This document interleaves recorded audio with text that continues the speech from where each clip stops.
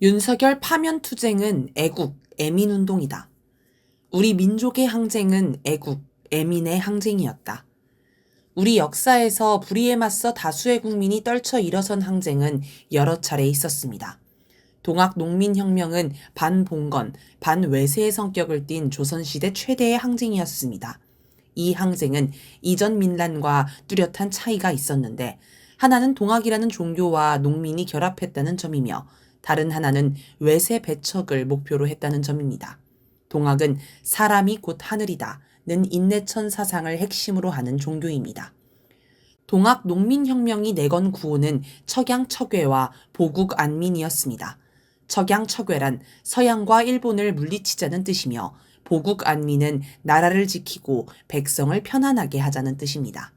농민이 일으킨 항쟁이었지만 농민의 이익이 아닌 나라 전체의 이익을 전면에 내걸었습니다. 3.1운동은 일제의 지배에 항거해 각계각층 남녀노소가 떨쳐 일어난 항쟁이었습니다. 조선 총독부 공식 기록으로도 전체 인구의 6% 이상이 참여했다고 하니 오늘로 치면 320만 명 이상이 촛불 집회에 나온 것과 비슷한 규모입니다. 3.1운동의 요구는 단 하나, 조선의 독립이었습니다. 4.19 혁명은 이승만 독재 정권의 부정부패에 대항한 반독재 민주화 혁명이었습니다. 부마 항쟁은 박정희 유신 독재를 끝장내기 위한 민주항쟁이었고 5.18 광주 민중항쟁은 전두환의 쿠데타에 맞선 민주항쟁이었습니다. 6월 민주항쟁은 전두환 군부 독재 타도를 위한 항쟁이었으며 2016년에서 2017년 박근혜 퇴진 촛불항쟁은 부정부패에 빠진 박근혜 독재 정권을 끌어내리기 위한 민주화운동이었습니다. 그리고 지금 진행하는 윤석열 파면투쟁 역시 윤석열 검찰 독재와 12.3 내란에 맞서 독재자를 끌어내리기 위한 민주화 투쟁입니다. 모두 다 특정 계급, 계층을 위한 운동이 아니라 나라와 국민을 위한 운동, 애국, 애민운동입니다. 러시아와 미국에서 일어난 계급투쟁. 1917년 러시아에서 일어난 10월 혁명은 자본가 계급의 정권을 무너뜨리고 노동자 계급의 정권을 세우기 위한 인류 최초의 무산자 프롤레타리아 혁명이었습니다. 노동자 계급이 세운 혁명 정권은 소비에트인데 소비에트란 러시아어로 평의회를 뜻합니다. 보통 노동자, 농민, 병사의 자치기구를 소비에트라 불렀으며 소비에트 사회주의 공화국 연방 소련 깃발에는 노동자와 농민을 상징하는 망치와 낫이 그려져 있습니다. 정확히는 노동자 계급이 주도하고 농민을 우군으로 삼아 동맹을 맺은 형태였습니다.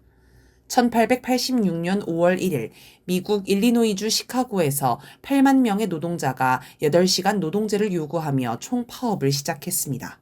시카고뿐 아니라 미국 전역에서 수십만 명의 노동자가 집회를 열었습니다. 이 투쟁은 5월 4일 헤이마켓 사건으로 이어졌고 졸속 재판 끝에 노동운동 지도자 5명이 사형을 당하는 비극이 발생했습니다. 그러나 미국 노동자들은 끝내 8시간 노동제를 쟁취했으며 1889년 세계 노동운동 지도자들이 모여 5월 1일을 노동절로 기념하기로 했습니다. 러시아와 미국에서 있었던 투쟁은 노동자 계급 대 자본가 계급의 투쟁이었습니다. 흔히 노동자 계급을 좌, 자본가 계급을 우로 부르며 계급 투쟁을 좌우 대결이라고도 합니다. 애국 애민 투쟁은 좌우 대결이 아니다.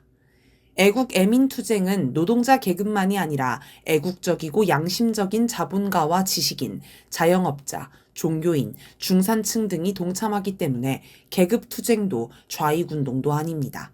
애국 대 매국, 애민 대 반민의 대결입니다. 윤석열 파면 투쟁에도 노동자, 농민과 학생은 물론 남녀노소, 계급계층을 가리지 않고 많은 이들이 함께하고 있습니다. 1948년 4월 남북재정당 사회단체 대표자 연석회의, 통칭 남북연석회의를 봅시다. 이 회의에 참여한 백범 김구 선생은 해방공간에서 좌파와 소련을 반대한 반공주의자였습니다. 그런 김구 선생이 평양으로 가 남북연석회의에 참석했는데 그 목적은 분단을 막고 자주 통일정부를 수립하자는 것이었습니다. 즉, 애국 애민을 위해 좌우 세력이 손을 잡은 것입니다.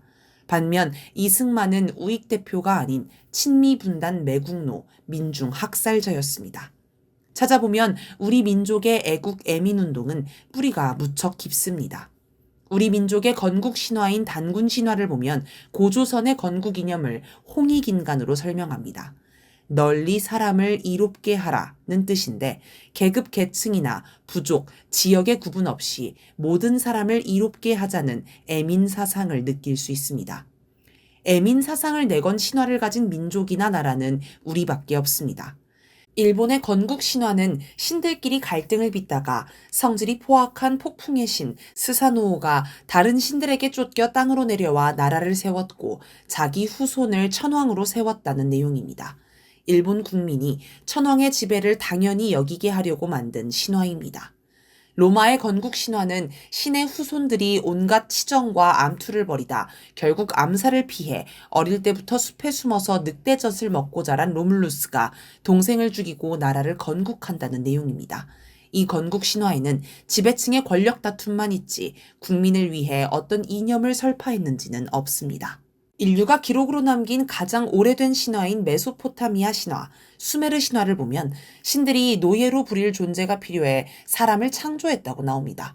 즉, 애초에 사람은 신의 노예가 될 운명인 것입니다. 이처럼 홍익인간을 내세운 우리 민족의 건국 신화는 애민 사상을 담았다는 점에서 매우 특별합니다. 동서 고금을 통틀어 가장 우수한 글자로 꼽히는 한글 역시 애민 글자입니다.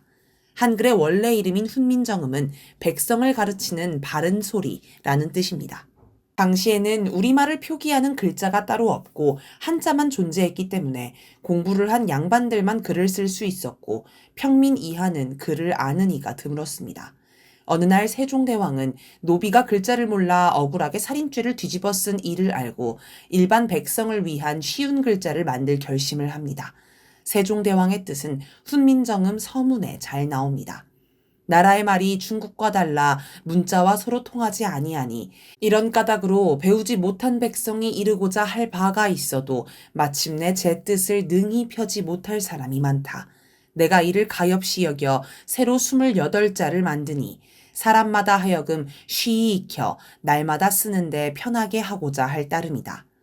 하지만 글을 읽고 쓰는 능력이 권력을 유지하는 중요한 수단이기에 사대부 양반을 비롯한 기득권 세력은 한글 창제를 극력 반대했습니다.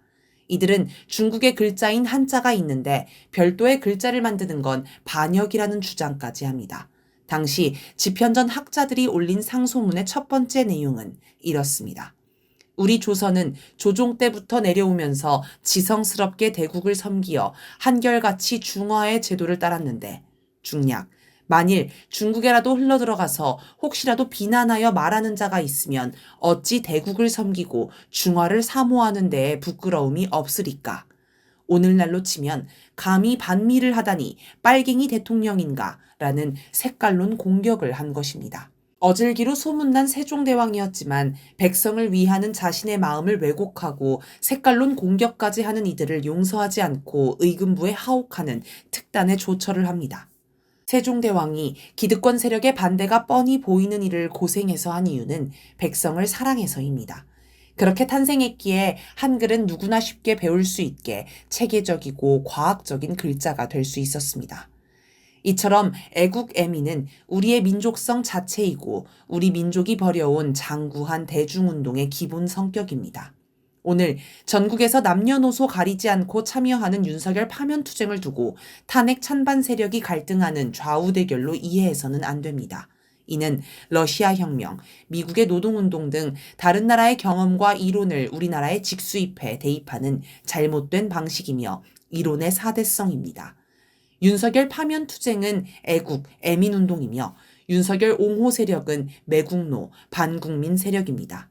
진보, 보수를 떠나 전 국민은 애국으로 단결하여 윤석열을 파면해야 합니다.